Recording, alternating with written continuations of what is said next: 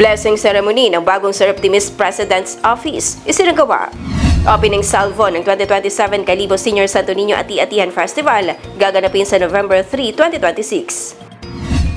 Selebrasyon ng Tourism Week 2026 sa Boracay aarangkada na sa Setyembre. 265 senior citizens mula sa 8 bayan sa Aklan nakatanggap ng tig 1,800 pesos na ayuda.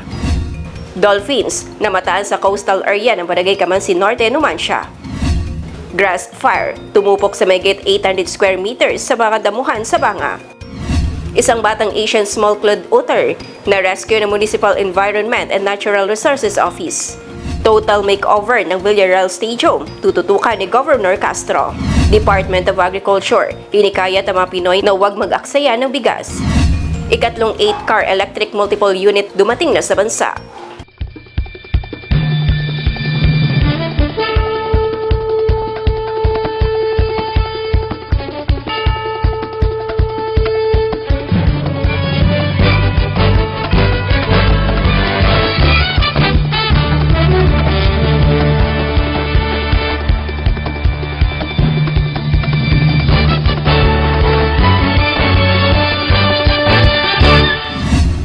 Magandang hapon, Probinsya ng Aklan. Sa mga Kalibog Cable subscribers at mga klanon sa buong mundo, itong Kalibog Cable News. Sabay tayong napapanood sa Kalibog Cable TV Community Channel Facebook page at Community Channels 1 and 24. Narito mga balitang aming nakalap ngayong araw, August 28, 2026. Dinaluhan ng mga miyembro ng Sir Optimist International of Kalibo, a Foundation Incorporated, ang blessing ceremony ng bagong Sir Optimist President's Office sa Marzon Hotel. Opisyal nang binuksan ng Sir Optimist International of Kalibo, a Foundation Incorporated, ang kanilang bagong opisina nitong Agosto 27 sa Marzon Hotel sa bayan ng Kalibo. We ask this through Christ our Lord. Amen. Our Father, who art in heaven, hallowed be thy name. Thy kingdom come, thy will be done on earth as it is in heaven. Give us this day our daily bread, and forgive us our trespasses, as we forgive those who trespass against us. And lead us not into temptation, but deliver us from evil. Amen. Hail Mary, full of grace, the Lord is with you. Blessed are you among women, and blessed is the fruit of thy womb, Jesus. Holy Mary, Mother of God, pray for us sinners, now and at the hour of our death. Amen. Glory be to the Father, to the Son, and to the Holy Spirit, as it was in the beginning, is now, and ever shall be, world without end. Amen. Hail Mary, full of grace, the Lord is with you. Blessed are you among women, and blessed is the fruit of thy womb, Jesus. Holy Mary, Mother of God, pray for us sinners, now and at the hour of our death. Amen.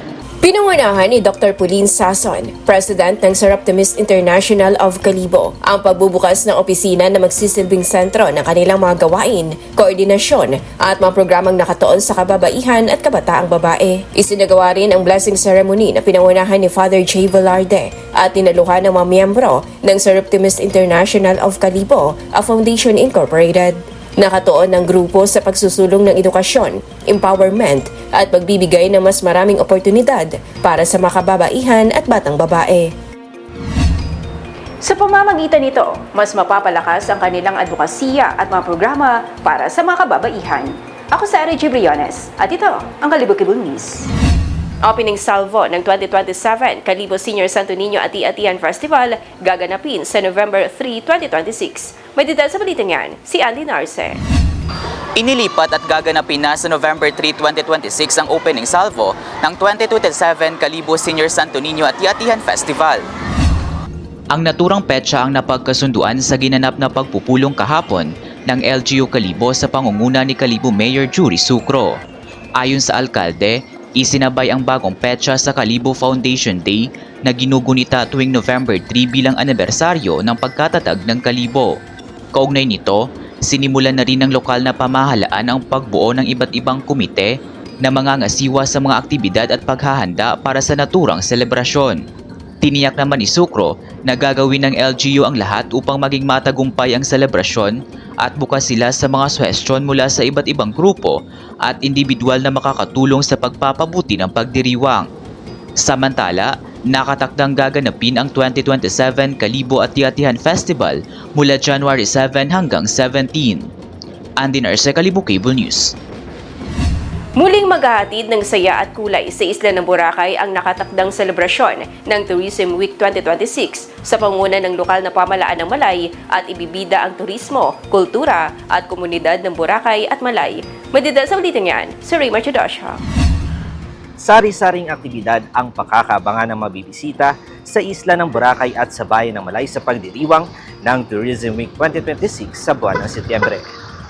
Nakatakdang idaos sa Boracay Island ang Tourism Week 2026 mula ika-12 ng Setyembre hanggang ika-20 bilang pagdiriwang sa patuloy na pag-unlad ng sektor ng turismo sa bayan ng Malay Aklan. Bit-bit ng selebrasyon ngayong taon ang temang Empowering Tourism Excellence through Digital Transformation na nakatuon sa paggamit ng teknolohiya, inobasyon at digital tools upang higit pang mapahusay ang industriya ng turismo. Kabilang dito ang pagtalakay sa mga bagong teknolohiya gaya ng artificial intelligence bilang bahagi ng mas moderno at epesyenteng pamamahala sa turismo. Bukod sa digital transformation, bibigyang diin din ng Tourism Week ang kahalagahan ng sustainable tourism, pangangalaga sa kalikasan, kultura at kapakanan ng lokal na komunidad. Inaasahang magsisilbi rin itong pagkakataon para sa mga stakeholders ng turismo, lokal na komunidad at mga negosyo na magtulungan at magbahagi ng mga makabagong ideya para sa mas inklusibo, responsable at sustainable tourism. Sa papalapit na Tourism Week, muling inaanyayahan ng publiko na makiisa sa aktibidad at programa na magtatampok sa turismo, kultura, inobasyon at komunidad ng Boracay at Malay. Mula dito sa isla ng Boracay, Raymar Chadosha, Kalibo Cable News. 265 senior citizens mula sa 8 bayan sa Aklan nakatanggap ng tig 1,800 pesos na ayuda. Madidal sa balitang yan, si Jeron Rosales. Patuloy ang distribusyon ng quarterly social pension para sa mga Aklanan na indigent senior citizens na kung saan bawat benepisyaryo ay nakatanggap ng 1,800 pesos. Tumanggap ng quarterly social pension ang ilang indigent senior citizens sa iba't ibang bayan sa Aklan. Pinangunahan ng Provincial Social Welfare and Development Office, katuwang ang Provincial Treasurer's Office, ang pamamahagi ng social pension sa mga kwalipikadong senior citizens sa bayan ng Libakaw, Madalag, Malinaw, Lezo, Nabas, Ibahay, Tangalan at Makato. Sa kabuuan, 265 na senior citizens ang nakatanggap ng ayuda mula sa nasabing mga bayan. Ang bawat benepisyaryo ay tumatanggap ng 600 pesos kada buwan o kabuuang 1,800 pesos kada quarter.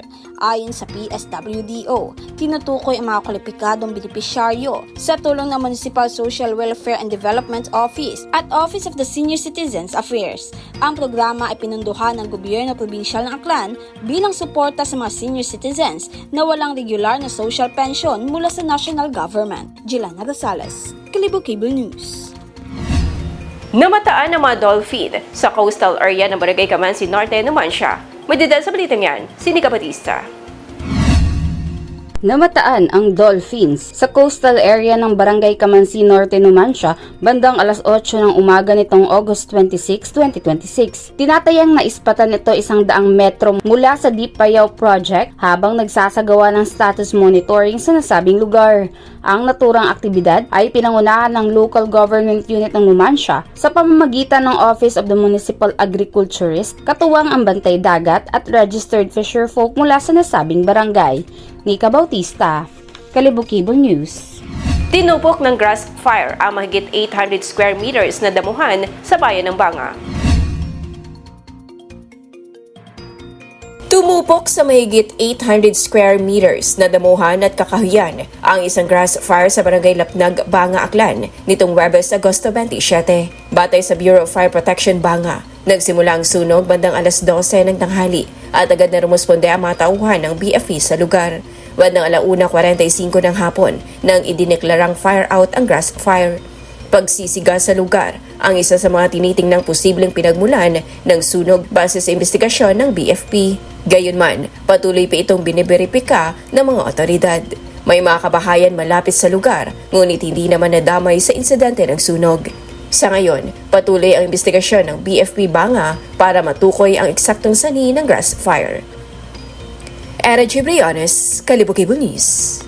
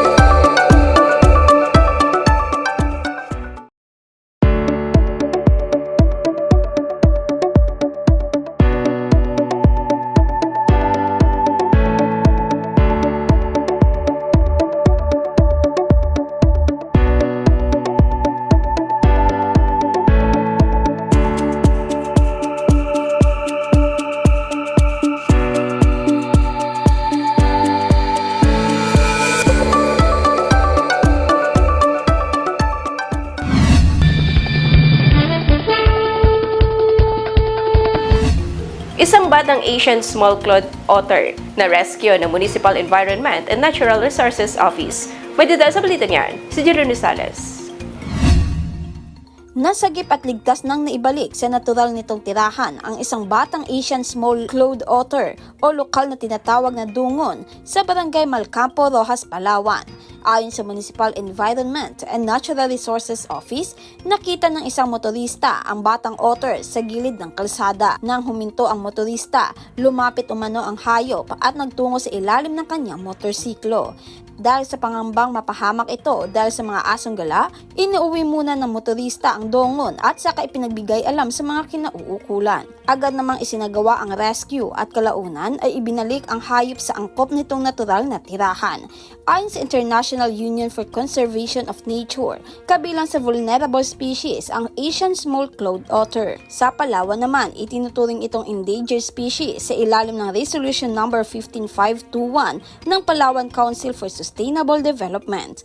Paalala ng mga otoridad na mahalagang ipagbigay alam agad sa mga kinauukulan ang pagkakakita ng mga ligaw o protektadong hayop upang matiyak ang kanilang kaligtasan at pangangalaga. Jelena Rosales, Kalibo Cable News.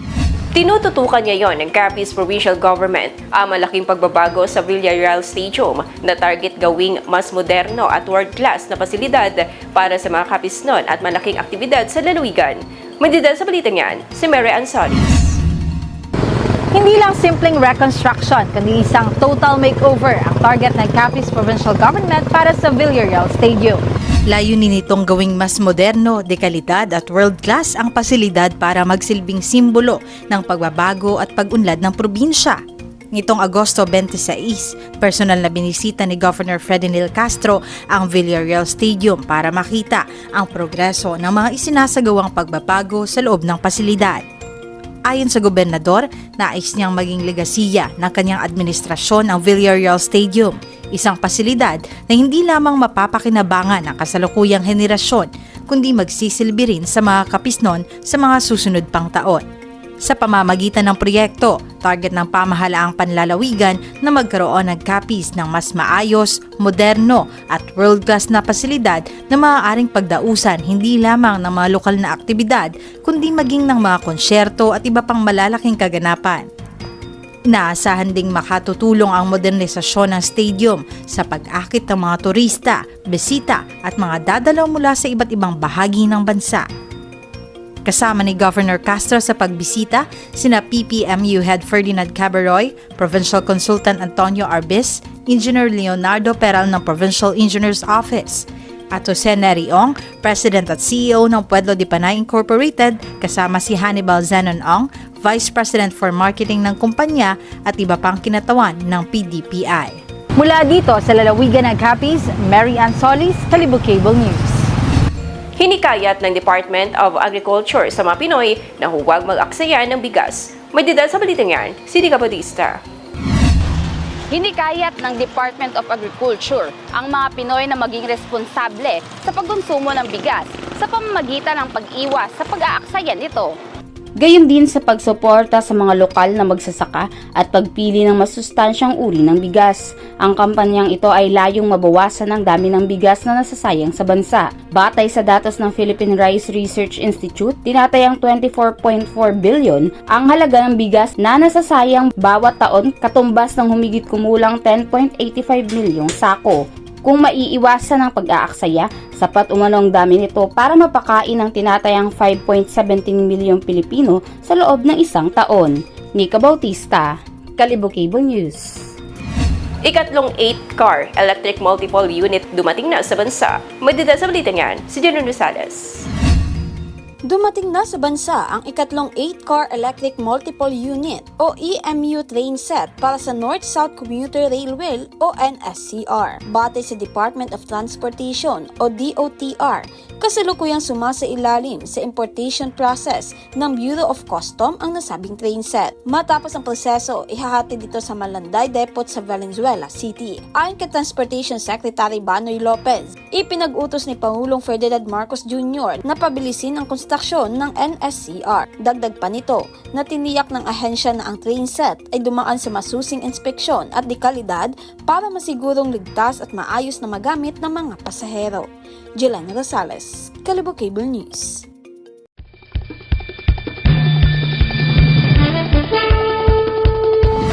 At yan ang mga balitang nakalap ngayong araw. Maraming salamat sa inyong panonood. At sa Radyo Brianes, at ito ang Kalibo Cable News.